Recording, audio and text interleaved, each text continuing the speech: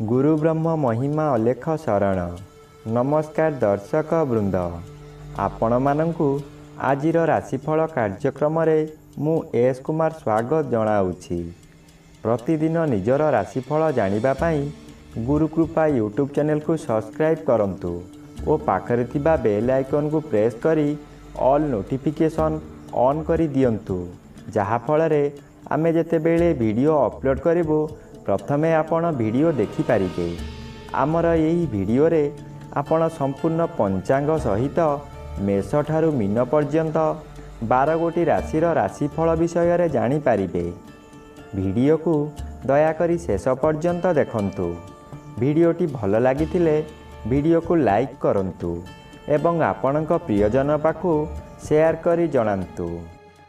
एबे आसंतु जानिबा आज दिनर संपूर्ण पंचांग विषय। आज 2026 मसीहा मई मास 28 तारीख गुरुवार, दिल्ली स्वराब्द सन 1436 साल, स्वाधीन भारताब्द 79 वर्ष, महिमाद 199 वर्ष।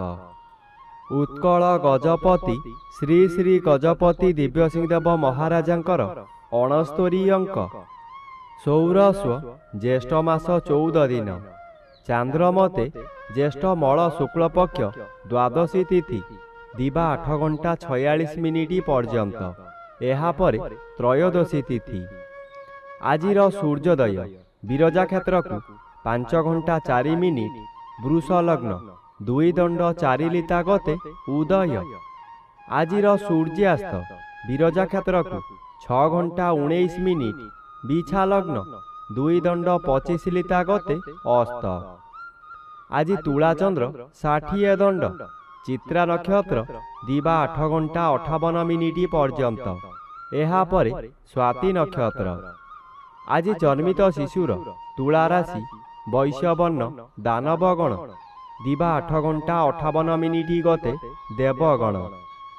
आज मृत व्यक्तिर दिवा 8 घंटा 46 मिनिट मध्य एक पाद पुष्कर दोष। निषिद्ध खाद्य आज दिवा 8 घंटा 46 मिनिट मध्य पोई भोजन निषेध अटे। एहापर बाईगण भोजन निषेध अटे। आजिर अमृत योग अपराह्न 3 घंटा 48 मिनिट गते 6 घंटा 19 मिनिट मध्य, रात्रि 7 घंटा 7 मिनिट गते 9 घंटा 31 मिनिट मध्य, रात्रि 12 घंटा 42 मिनिट गते शेष रात्रि 3 घंटा 7 मिनिट मध्य एवं शेष रात्रि 4 घंटा 42 मिनिट गते 5 घंटा 4 मिनिट मध्य। आजिर महेंद्र योग प्रातरु प्रातः 5 घंटा 53 मिनिट मध्य एवं दिवा 9 घंटा 5 मिनिट गते 10 घंटा 41 मिनिट मध्य। आजिर काल बेला एवं 12 बेला दिवा 1 घंटा 12 मिनिट गते 2 घंटा 55 मिनिट मध्य। आजिर काल रात्रि रात्रि 11 घंटा 43 मिनिट गते 1 घंटा 8 मिनिट मध्य। आजिर राहु काल मध्याह्न 1 घंटा 30 मिनिट ठारू अपराह्न 3 घंटा मध्य। आजिर घात चंद्र नाही, दिवा 8 घंटा 58 मिनिट गते मिथुन राशिर घात नक्षत्र दिवा 8 घंटा 46 मिनिट मध्य तुला राशि और मकर राशिर घात तिथि। तुला राशि और कुंभ राशिर घात 12। प्रिय बंधुगण, एबे आसंतु जानिबा मेष ठारू मीन पर्यंत 12 गोटी राशिर राशिफल विषय। राशिचक्र प्रथम राशि मेष राशि। आज मेष राशि जन्मित व्यक्ति मानक सकाशे द्वितीय रवि बाधा प्राप्त अछंती और सप्तम स्थान रे चंद्र गोचर करुथिबारु आज आपणकर प्रत्येक दिगरु शुभ फल मिलिबो। यही समय रे चाकरी न पाउथिबा व्यक्ति चाकरी पाई पारंती। चाकरी करुथिबा व्यक्ति मानकर पदोन्नति होई पारे। व्यवसाय करुथिबा व्यक्ति अधिक व्यवसाय को वृद्धि करि पारंती। उत्तम रूपे व्यवसाय चलिबो। आज आशा ठारू अधिक लाभ करिबे। एबे आसंतु जानिबा राशिचक्र द्वितीय राशि वृष राशि विषय। आज वृष राशि जन्मित व्यक्ति मानक सकाशे षष्ठ चंद्र बाधा प्राप्त अछंती, अशुभ फल प्रदान करिबे। ଏହି ସମୟରେ ଶତ୍ରୁମାନେ ଦୂରରେ ରହି ଗୁପ୍ତରେ ଆକ୍ରମଣ କରିବେ। ଆପଣ ତାହା ନ ଜାଣି ବିଶ୍ୱାସ କରି ବହୁ ହଇରାଣ ହେବେ। ବ୍ୟବସାୟ କ୍ଷେତ୍ରରେ ଏପରି କରିବେ ଯାହାକି ଆପଣ ଯେତେ ଚେଷ୍ଟା କଲେ ମଧ୍ୟ ଲାଭବାନ ହୋଇପାରିବେ ନାହିଁ। କ'ଣ ହେଉଛି ବୋଲି ବୁଝିଲା ବେଳକୁ ଆପଣଙ୍କର ବହୁ କ୍ଷତି ହୋଇସାରିଥିବ। ଆଜି ଅର୍ଥ ସକାଶେ କାହା ସହିତ ଯୁକ୍ତିତର୍କ ହୋଇପାରେ। ଏବେ ଆସନ୍ତୁ ଜାଣିବା ରାଶିଚକ୍ରର ତୃତୀୟ ରାଶି ମିଥୁନ ରାଶି ବିଷୟରେ। ଆଜି ମିଥୁନ ରାଶି ଜନ୍ମିତ ବ୍ୟକ୍ତିମାନଙ୍କ ସକାଶେ ପଞ୍ଚମ ସ୍ଥାନରେ ଚନ୍ଦ୍ର ଗୋଚର କରୁଛନ୍ତି। ଶୁକ୍ଳପକ୍ଷ ପଞ୍ଚମ ଚନ୍ଦ୍ର ବଳବାନ ଚନ୍ଦ୍ର। ଆଜି ଆପଣଙ୍କର ଜ୍ଞାନ ବହୁ ଗୁଣରେ ବଢ଼ିଯିବ। ମସ୍ତିଷ୍କ ଥଣ୍ଡା ରହିବା କାରଣରୁ ପ୍ରତ୍ୟେକ କାର୍ଯ୍ୟ କରିବା ପୂର୍ବରୁ ଭଲ ଭାବରେ ଚିନ୍ତା କରିବେ। ଆଜି ବିଦ୍ୟାର୍ଥୀମାନେ ଯାହା ପାଠ ପଢ଼ିବେ ତାହା ସବୁଦିନ ସକାଶେ ମନ ମଧ୍ୟରେ ଛାପି ହୋଇ ରହିଯିବ। ଏହି ସମୟରେ ପ୍ରବଳ କ୍ଷୁଧା ଜାତ ହେବ।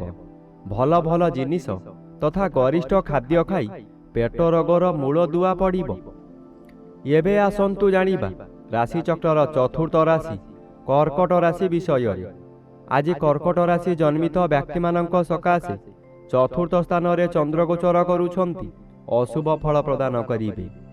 ଆଜି ଆପଣ ଅର୍ଥ ସକାଶେ ବିକଳ ହୋଇ ଚତୁର୍ଦିଗ ଭ୍ରମଣ କରିବେ, କିନ୍ତୁ କୌଣସି ସୁଫଳ ମିଳିବ ନାହିଁ।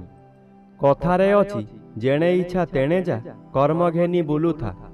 ଆଜି ଆପଣ ଯାହା ବି କରନ୍ତୁ ଖାଲି ଅର୍ଥହାନି ହେବା ଛଡ଼ା ଲାଭ ହେବାର ପ୍ରଶ୍ନ ଉଠୁନାହିଁ, ଯାହାଦ୍ୱାରା ମାନସିକ ଚାପରେ ଆପଣ ବିଚଳିତ ହୋଇଯିବେ। ଆପଣଙ୍କ ମନ ମଧ୍ୟରେ ଗୋଟାଏ ଅଜଣା ଆତଙ୍କ ଖେଳିଯିବ। ଏବେ ଆସନ୍ତୁ ଜାଣିବା ରାଶିଚକ୍ରର ପଞ୍ଚମ ରାଶି ସିଂହ ରାଶି ବିଷୟରେ। ଆଜି ସିଂହ ରାଶି ଜନ୍ମିତ ବ୍ୟକ୍ତିମାନଙ୍କ ସକାଶେ ତୃତୀୟ ଚନ୍ଦ୍ର ଅନ୍ୟ ଗ୍ରହ ଦ୍ୱାରା ବାଧା ପାଉଥିବାରୁ ଅଶୁଭ ଫଳ ପ୍ରଦାନ କରିବେ। ଆଜି ଚାତକ ପକ୍ଷୀ ସଦୃଶ୍ୟ ହେବା କାମ ଆପଣଙ୍କର ହେବ ନାହିଁ। ଯେଉଁ ଅର୍ଥ ଆସିବାର ଥିଲା ତାହା ସ୍ଥଗିତ ରହିଯିବ। ଆପଣଙ୍କ କାମରେ ବିଳମ୍ବ ଦେଖାଦେବ। ଆଜି ଅଚାନକ କାହା ସହିତ କଳହ ହେବା କିଛି ଅସମ୍ଭବ ନୁହେଁ। ମନର ବଳ ଭାଙ୍ଗିଯିବ। ଦୁର୍ବଳ ଅନୁଭବ କରିବେ। ଅପରାହ୍ନଠାରୁ ଶରୀର ମାନ୍ଦା ଲାଗିବା କାରଣରୁ ଶୋଇ ରହିବେ। ଏବେ ଆସନ୍ତୁ ଜାଣିବା ରାଶିଚକ୍ରର ଷଷ୍ଠ ରାଶି କନ୍ୟା ରାଶି ବିଷୟରେ। ଆଜି କନ୍ୟା ରାଶି ଜନ୍ମିତ ବ୍ୟକ୍ତିମାନଙ୍କ ସକାଶେ ଦ୍ୱିତୀୟ ସ୍ଥାନରେ ଚନ୍ଦ୍ରଗୋଚର କରୁଥିବାରୁ ଆପଣଙ୍କୁ କିଛି ବ୍ୟକ୍ତି ଅସହଯୋଗ କରୁଥିବା ସ୍ଥଳେ ଅନ୍ୟ କିଛି ବ୍ୟକ୍ତି ସହଯୋଗର ହାତ ବଢ଼ାଇ ଆପଣଙ୍କୁ ଉଚ୍ଚକୁ ଉଠାଇ ନେବେ। ବାଧା ଆସୁଥିବା ସ୍ଥାନରୁ ବିଳମ୍ବରେ ହେଉ ପଛେ ସଫଳତା ମିଳିବ।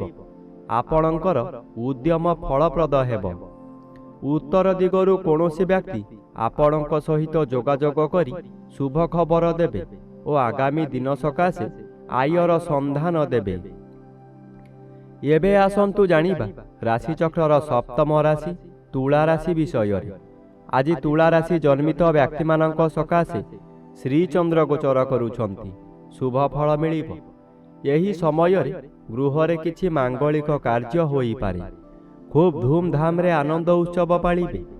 ନିଜ ପାଖରେ ଅର୍ଥ ଥାଉ କି ନ ଥାଉ ସ୍ୱାଦିଷ୍ଟ ଭୋଜନ କରି ନିଜେ ଭୋଜନ କରିବା ସହିତ ପରିବାର ଲୋକଙ୍କୁ ଖୁଆଇ ଆନନ୍ଦ ଅନୁଭବ କରିବେ। କିନ୍ତୁ ଆଜି ଦିନରେ କଦାପି ନୂତନ ଗୃହ ଆରମ୍ଭ କରନ୍ତୁ ନାହିଁ। ଗୃହ ଆରମ୍ଭ କଲେ ତାହା ଅଧାରୁ ବନ୍ଦ ହୋଇପାରେ କିମ୍ବା କୌଣସି ଅଘଟଣ ଘଟିପାରେ। ଏବେ ଆସନ୍ତୁ ଜାଣିବା ରାଶିଚକ୍ରର ଅଷ୍ଟମ ରାଶି ବିଛା ରାଶି ବିଷୟରେ। ଆଜି ବିଛା ରାଶି ଜନ୍ମିତ ବ୍ୟକ୍ତିମାନଙ୍କ ସକାଶେ ଦ୍ୱାଦଶ ସ୍ଥାନରେ ଚନ୍ଦ୍ରଗୋଚର କରୁଥିବାରୁ ଅଶୁଭ ଫଳ ପ୍ରଦାନ କରିବେ। ଆଜି ଆପଣଙ୍କର ମନ ମଧ୍ୟରେ ଦୁଶ୍ଚିନ୍ତା ବଢ଼ିଯିବ। ଆପଣ ଯାହା ବି କରନ୍ତୁ ତହିଁରେ ଖର୍ଚ୍ଚ ବ୍ୟତୀତ ଲାଭର ପ୍ରଶ୍ନ ଉଠୁନାହିଁ। ଏହି ଦ୍ୱାଦଶ ଚନ୍ଦ୍ରରେ ଅତିରିକ୍ତ ବ୍ୟୟଭାର ବଢ଼ିଯିବ। ଆପଣ ହତାଶ ହୋଇଯିବେ। ସୁଖ ସନ୍ଧାନରେ ବିଭିନ୍ନ ସ୍ଥାନକୁ ଯାତ୍ରା କରିବେ। ଶରୀର ଅସୁସ୍ଥ ହେବ। ବନ୍ଧୁବାନ୍ଧବ ଆପଣଙ୍କ ଉପରେ ଅଶାନ୍ତି ହେବେ। ଏବେ ଆସନ୍ତୁ ଜାଣିବା ରାଶିଚକ୍ରର ନବମ ରାଶି ଧନୁ ରାଶି ବିଷୟରେ।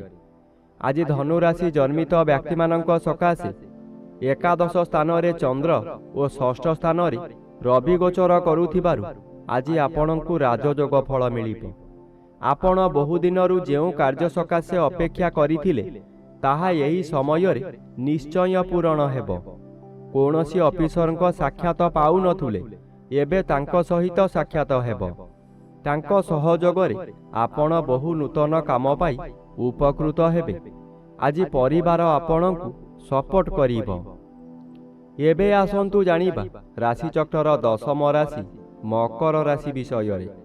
ଆଜି ମକର ରାଶି ଜନ୍ମିତ ବ୍ୟକ୍ତିମାନଙ୍କ ସକାଶେ ଦଶମ ଚନ୍ଦ୍ର ବାଧାପ୍ରାପ୍ତ ଅଛନ୍ତି, ଅଶୁଭ ଫଳ ପ୍ରଦାନ କରିବେ। ଆଜି ଆପଣ କର୍ମକ୍ଷେତ୍ରରେ ଅସଫଳ ହୋଇ ଅପମାନିତ ହେବେ। ଉପରିସ୍ଥ ଅଫିସରଙ୍କ ନିକଟରେ ଆପଣ କାମ କରି ନ ପାରିବାରୁ କାମ ହାତଛଡ଼ା ହୋଇଯାଇପାରେ। ସହକର୍ମୀମାନେ ଆପଣଙ୍କୁ ପରିହାସ କରିବେ, ଆପଣ ଦୁଃଖରେ ଭାଙ୍ଗି ପଡ଼ିବେ। ଆଜି ଆପଣ ଯାହା ଚାହିଁବେ ତାହା କରିପାରିବେ ନାହିଁ।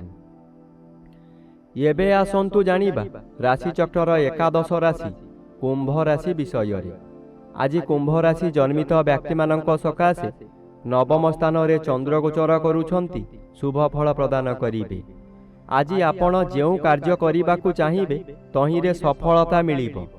ବିଶେଷ କରି ଏହି ସମୟରେ ଜନମଙ୍ଗଳ କାର୍ଯ୍ୟକ୍ରମରେ ଯୋଗ ଦେଇପାରନ୍ତି। ଜନହିତକର କାର୍ଯ୍ୟ କରି ଉଚ୍ଚ ପ୍ରଶଂସା ପାଇବେ। ଚତୁର୍ଦିଗରୁ ସମ୍ମାନ ମିଳିବ।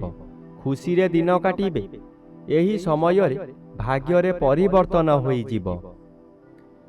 ଏବେ ଆସନ୍ତୁ ଜାଣିବା ରାଶିଚକ୍ରର ଦ୍ୱାଦଶ ବା ଶେଷ ରାଶି ମୀନ ରାଶି ବିଷୟରେ। ଆଜି ମୀନ ରାଶି ଜନ୍ମିତ ବ୍ୟକ୍ତିମାନଙ୍କ ସକାଶେ ଅଷ୍ଟମ ସ୍ଥାନରେ ଚନ୍ଦ୍ରଗୋଚର କରୁଥିବାରୁ ଅତି ଅଶୁଭ ଫଳ ପ୍ରଦାନ କରିବେ। ଏହି ସମୟରେ ଆପଣ ଯେଉଁ ସ୍ଥାନକୁ ଯିବେ ସେଠାରେ କଳହ ହେବ। ବିଭିନ୍ନ ପ୍ରକାର କ୍ଷତି ହୋଇ ଆପଣଙ୍କର ମଥା ବିଚଳିତ ହୋଇଯିବ। ରାସ୍ତାରେ ଯିବା ସମୟରେ ଆପଣ ଅନ୍ୟମନସ୍କ ହୋଇପାରନ୍ତି। ସାବଧାନ ନ ରହିଲେ ଯାନବାହନ ଦୁର୍ଘଟଣାକୁ ଏଡ଼ାଇ ଦେଇ ହେବ ନାହିଁ। ଏହି ସମୟରେ ଆପଣଙ୍କୁ ଗରମ ଜ୍ୱର ମଧ୍ୟ ହୋଇପାରେ ଓ ପରିବାର ମଧ୍ୟରେ କେହି ଜଣେ ହେଲେ ପଚାରିବେ ନାହିଁ ତମର କ'ଣ ହେଉଛି ବୋଲି।